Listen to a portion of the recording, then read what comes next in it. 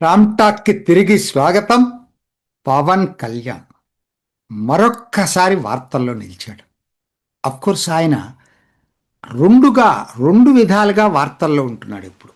ఒకటి, number 1, cinema యాక్టర్గా నేను మాట్లాడట్లేదు. ఆయన పాలన, పవన్ కళ్యాణ్ రాజకీయ విధానాల గురించి చెప్పాల్సి వస్తే ఆయన సొంత శాఖల్లో తను వేస్తున్నటువంటి ముద్ర ప్రజలు చాలా ఇంప్రెస్ అవుతున్నారు. అయితే ఇది వాళ్ళ టాపిక్ అది కాదు. ఇవాళ అదే టైంలో రెండో విధంగా కూడా ఆయన మోస్ట్ వాంటెడ్ లీడర్గా ఇవాళ దేశంలో ఎమర్జ్ అవుతున్నాడు. ఏంటది? హిందూ ధర్మ పరిరక్షకుడుగా. ఎందుకు అనాల్సి వస్తుందంటే ఈ మాట, రెండోది ఆయన ఎప్పటి నుంచి ఇది దేశం మొత్తం ఆయన వైపు చూస్తూ ఉందంటే, ముఖ్యంగా దక్షిణ భారతం, తిరుమల తిరుపతి కల్తీ లడ్డు వ్యవహారంలో ఆయన ఆవేదన చెంది ప్రాయచిత్త దీక్ష తీసుకొని స్వయంగా అదేమంటారు మెట్ల మీద నడుచుకుంటూ వెళ్ళి దేవుని దర్శనం అయి వచ్చిన తర్వాత తిరుపతిలో జరిపినటువంటి సనాతన ధర్మ రక్షణ ప్రసంగం, అద్భుతమైనటువంటి ప్రసంగం. దాంతో దేశం మొత్తం కూడా మోగిపోయింది. ప్రతి ఒక్కరు కూడా అరే పవన్ కళ్యాణ్ ఆ ప్రసంగం తర్వాత ఆ ప్రసంగం ముందులాగా మారిపోయింది. ఆ ప్రసంగంలోనే ఆయన సనాతన ధర్మ రక్షణ బోర్డు కావాలని అడిగాడు. అదే టైంలో ఆయన మొదటి నుంచి చెప్తున్నాడు, ఏ మతానికి నేను వ్యతిరేకం కాదు, కాకపోతే నేను ఆచరించే మతాన్ని గురించి ఇంకొకరు మాట్లాడితే నేను సహించలేను. అది నా హక్కు, నా మతాన్ని ఆచరించేట హక్కు అనేది ఆయన పాయింట్. సో ఎందుకు సపరేట్గా వివక్ష ఉండాలి హిందూ మతం మీద? ఉండకూడదు కదా, అన్ని మతాలని సమానంగా చూడాలి. అది చూడట్లేదనేది ఆయన చెప్పినట్టు ఆయన వేదన. అక్కడి నుంచి మొదలైన తర్వాత రాను ఎందుకంటే ఇటీవల ఎప్పుడో సంవత్సరం కూడా అయిందో లేదో మురుగన్ భక్తుల సమావేశం మదురైలో జరిగింది. మీకు అందరూ గుర్తుండే ఉంటుంది, నేను వీడియో కూడా చేశానప్పుడు. ఆ మురుగన్ భక్తుల సమావేశానికి పవన్ కళ్యాణ్ని ముఖ్య అతిథిగా పిలిచారు. స్టేజ్ మీద అన్నామలై ఉన్నాడు, పవన్ కళ్యాణ్ ఉన్నారు, ఇద్దరే. సో పవన్ కళ్యాణ్ అంతగా వాళ్ళందరూ భక్తులు కూడా పవన్ కళ్యాణ్ వస్తే మాకు బాగుంటుంది, నైతిక బలం వస్తుంది అనేటువంటి భావన ఆ రోజు పవన్ కళ్యాణ్ వలన కలిగింది.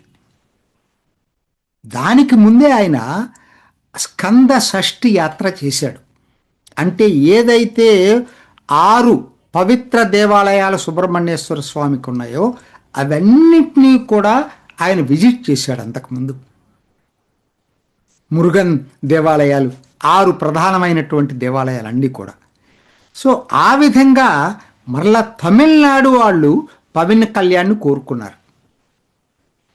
సరే, అది అయిపోయిందంటే ఇటీవల ఉడిపి, ఎక్కడో పశ్చిమ తీరంలో కింద ఉన్నటువంటి ఉడిపి, మంగళూరు దగ్గర, కర్ణాటకలోని పశ్చిమ తీరంలో, అది ఆ కొనలో, అక్కడ వాళ్ళు గీత ఉపదేశం ఉత్సవం ఏదో జరిపింది. సంవత్సరం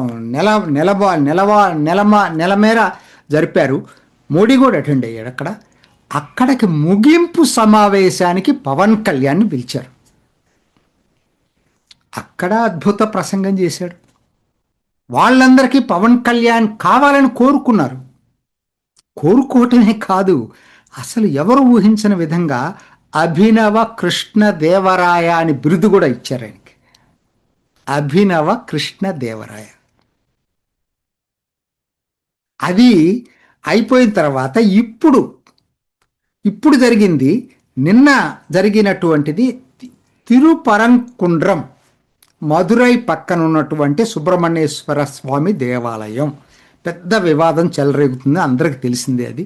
ఆ వివాదం ఏంటి అనంటే, అక్కడ దీపస్తంభం అంటాం తెలుగులో, అది దాన్ని భక్తులు అక్కడ అనాదిగా వేల సంవత్సరాలను చూస్తున్నటువంటి ఆచారాన్ని పునరుద్ధరించుకోవచ్చు అని చెప్పి కోర్టు తీర్పిస్తే దాన్ని ఆ తీర్పు అలా ఇచ్చినందుకు ఆ జడ్జిని అభిశంసించాలని చెప్పి పార్లమెంట్లో 120 మంది ఎంపీలు కలిసి అభిశంసన తీర్మానం పెట్టారు. దాని మీద నిన్న ఒక లెందీ ట్వీట్ చేశాడు పవన్ కళ్యాణ్. తమిళంలో, ఇంగ్లీష్లో, తెలుగులో అన్నిట్లో చేశాడు ఆయన. ఏమిటంటే ఆయన చాలా చాలా లోతుగా అధ్యయనం చేసి మాట్లాడాడు. ఎందుకనంటే ఈ selective outrage and weaponisation of impeachment process అంటే అభిశంసించాలనేటువంటి పార్లమెంట్లో ఉన్న ఆయుధం జడ్జీల్ని రేరెస్ట్ ఆఫ్ రేర్, ఎప్పుడు జరగదు. అది జరగటానికి కారణాలు ఏంటి తెలుసా? వాళ్ళు చెప్పింది రచింది దాంట్లో కూడా రాజ్యాంగంలో దాంట్లో పెట్టుకుంది కూడా ఎట్లా పెట్టుకున్నారు దాన్ని ఏంటంటే కేవలం అతను ప్రూవెన్ మిస్బిహేవియర్, నిరూపించబడి ఉండాలి అతని బిహేవియర్ చాలా దారుణంగా ఉందనేది. రెండోది ఇన్కేపబిలిటీస్, అతనికి జడ్జిమెంట్ ఇచ్చేటువంటి మెంటల్ క్యాపబిలిటీస్ లేకుండా ఉండాలి. ఈ రెండిట్లోనే అభిశంసించే అవకాశం ఉంది. మిగతావి తీర్పులను బట్టి నీకు తీర్పు నచ్చకపోతే పార్లమెంట్కి వెళ్ళి బిల్లు పెట్టడానికి లేదు. ఇది ఇంత దారుణాతి దారుణం. న్యాయ వ్యవస్థ స్వతంత్రతకే చాలా పెను ప్రమాదం. ఎందుకనంటే రేపొద్దున జడ్జీల్ని ఇలా బెదిరించడం మొదలుపెట్టేటట్టయితే న్యాయమూర్తులు అందరూ ధైర్యంగా ఉండాలని చెప్పలేరు కదా.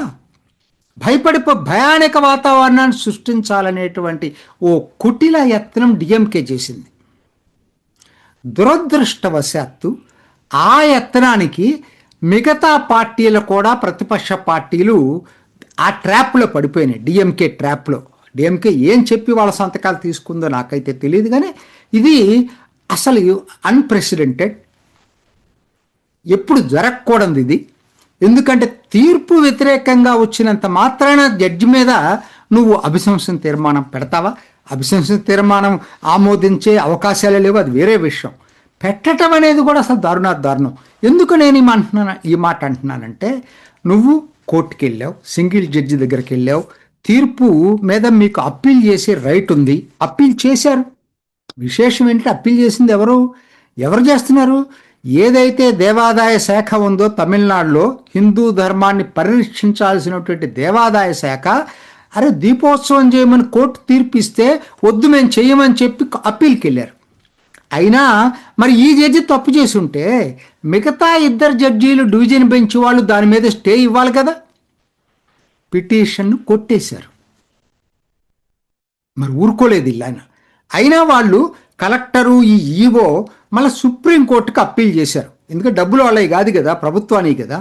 ప్రభుత్వం పేరుతో డబ్బులు ఎంతైనా ఖర్చు పెట్టచ్చు. సుప్రీంకోర్టు అంటే సీనియర్ అడ్వకేట్ కోట్లు ఇవ్వాలి, కనీసం లక్షలు ఇవ్వాలి. మామూలు కోట్లతో, ఎందుకంటే ఫేమస్ అడ్వకేట్నే పెట్టుకుంటారు వాళ్ళు, మిగతా వాళ్ళని పెట్టుకోరు కదా. మరి అక్కడ ఇప్పుడు సుప్రీంకోర్టులోనూ పెండింగ్ ఉంది. నువ్వు ఫైల్ చేసావు, యాక్సెప్ట్ చేశారు, హీరింగ్ జరిగిందాక ఆగాలి కదా. ఒకటి, ఈ జడ్జి తప్పు చేస్తుంటే నెక్స్ట్ జడ్జి అయినా డివిజన్ బెంచ్ ఏమో ఆ జడ్జిది కరెక్ట్ అని ఇచ్చింది, తీర్పు అమలు చేయమనే ఇచ్చింది. మరి నువ్వు సుప్రీంకోర్టుకి వెళ్ళావు, సుప్రీంకోర్టు తీర్పుకు ఆగకుండా ఎలా వెళ్తావు? ఇదే పవన్ కళ్యాణ్ మాట్లాడింది. ఇది అత్యంత ప్రమాదకరమని మాట్లాడాడు పవన్ కళ్యాణ్. సో ఇది చాలా సెక్యులరిజం అనేది 2-వే స్ట్రీట్ అని చెప్పాడు. నేను ఏ మతానికి వ్యతిరేకం కాదు, అంత మాత్రాన హిందూ ధర్మాన్ని, దాని ఆచారాలని పాటించేటువంటి ప్రాథమిక హక్కు ప్రతి హిందువుకు ఉంది. అదే కోర్టు తీర్పు చెప్పింది. ఇది నేను దీపాన్ని వెలిగించుకుంటే ఇంకొకరికి నష్టం ఏంటి? వాళ్ళ స్థలంలో ఎగిరిస్తే నష్టం. 15 మీటర్లు ఏదైతే చెప్పారో దానికి ఇంకా ఎక్కువ ఉందని చెప్పి స్వయాన జడ్జి వెళ్ళి కొలుచుకొని తర్వాతనే తీర్పిచ్చాడు. ఇది ఇవాళ జాతీయ ఛానల్లో పవన్ కళ్యాణ్ ట్వీట్ ప్రముఖంగా వాళ్ళు ప్రచురిస్తున్నారు. నేను ఎందుకు చెప్తున్నానంటే ఇదంతా కూడా ఇవాళ పవన్ కళ్యాణ్ ఎలా ఉందంటే, ఒకనాడు మీకు గుర్తుండుంటుంది, హిందూ హృదయ సామ్రాట్ అని ఎవరిని అనేవాళ్ళు, ఒకనాడు బాల్ ఠాక్రే అని అనేవాళ్ళు. ఉన్నదన్నట్టు కొండాల బద్దలు కొట్టినట్టు మాట్లాడేవాడు బాల్ ఠాక్రే. ఆయన బాంబే పశ్చిమ భారతం. తర్వాత దశలో ఇటీవల కాలంలో యోగి ఆదిత్యనాథ్ని కూడా అదే కేటగిరీలో చూడటం మొదలుపెట్టారు. కొత్తగా ఇప్పుడు పవన్ కళ్యాణ్ ముఖ్యంగా దక్షిణ భారత హిందూ హృదయ సామ్రాట్గా ప్రజల్లో ముద్ర పడిపోయింది. ఆయన మాట్లాడేది, ఆయన ట్వీట్ చేసేది ఇవన్నీ కూడా ఇవాళ పవన్ కళ్యాణ్ దక్షిణ భారత్లో హిందువుల రక్షణ కావాలి అంటే పవన్ కళ్యాణ్ రావాలి అనేటువంటి భావన హిందువుల్లో ఏర్పడింది ఇవాళ. ఇది నూతన అవతారం పవన్ కళ్యాణ్ది. అదే టైంలో తన పాలనేమీ విస్మరించట్లేదు. పాలన చేస్తూనే దీన్ని కూడా ఛాంపియన్ చేస్తున్నాడు ఇవాళ పవన్ కళ్యాణ్.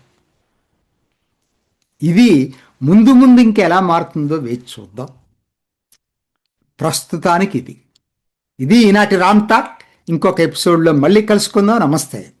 చూసారు కదండి, మరి ఈ వీడియో కనుక మీకు నచ్చినట్లయితే ఒక లైక్ కొట్టేసి మీ అభిప్రాయాన్ని కూడా కామెంట్ బాక్స్లో తెలియజేస్తూ ఇలాంటి ఇంట్రెస్టింగ్ అప్డేట్స్ కోసం మా ఛానల్ని సబ్స్క్రైబ్ చేసుకోండి.